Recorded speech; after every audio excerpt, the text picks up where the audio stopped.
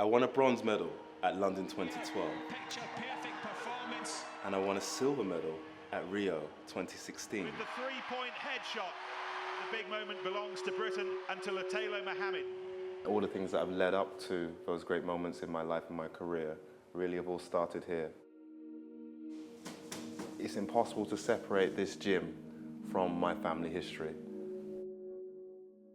My grandma, Iris, and my granddad, Ken, they came from Jamaica in the early 1960s.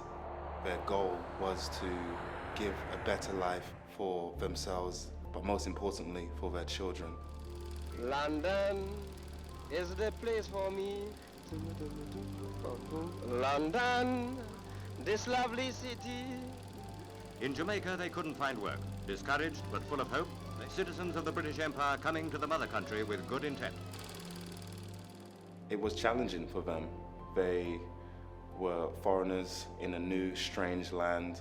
The weather was different, the food was different, and the people were different. Like many from their generation, they faced a lot of racism.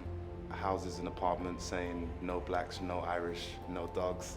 I think it forced all of that generation that came over here at that time to be a community out of necessity because they were made to feel like outsiders.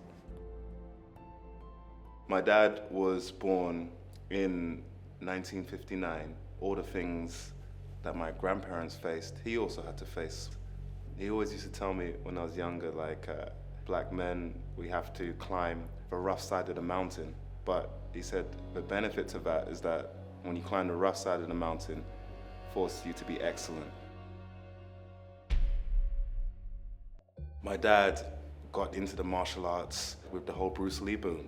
Bruce Lee meant a lot to the black community, I think because he represented this invincible fighting man who could do amazing moves that nobody had seen before.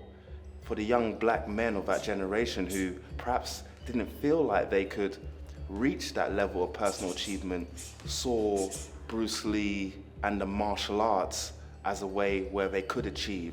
Many of the young black men from that generation gained an additional father figure in their martial arts masters. For me, my journey into the martial arts started at home. It was all due to my dad just teaching us in the living room, me and my brothers. He wanted to give us some discipline. My dad decided to open up a gym. I had no goals or ambitions when I was first training in the martial arts. It was purely for enjoyment. And the whole Olympic dream started in 2000. I remember watching the gold medal match with my dad. He just leaned over to me and was like, "Son, this could be you one day." And I was like, "Yeah, sure." Not realizing the monumental decision for my life that had just been made.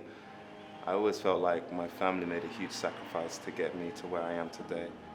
I just remember my grandma was so proud, and I'm so happy that my grandparents got to see my Olympic success before they passed.